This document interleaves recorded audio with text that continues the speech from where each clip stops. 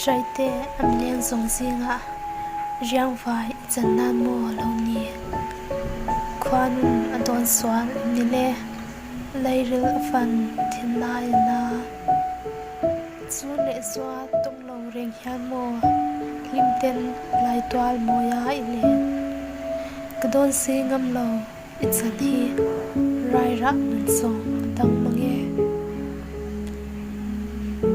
zirna run an bel len ral ten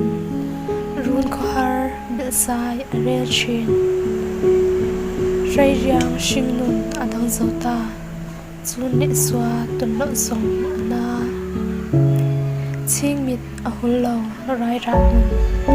reng reng in shing nun chiar poi mange shing chan hi nem tu ngai an fan roye lungai mang an be don na te nem tu an ngai mange an rum chi nem tu an vai si tong lo chu le zwa nem tu bet lai chung pathian ron zela malin yom long shing nu tlem na swal na tle poi shangin an nuai chama se ipil long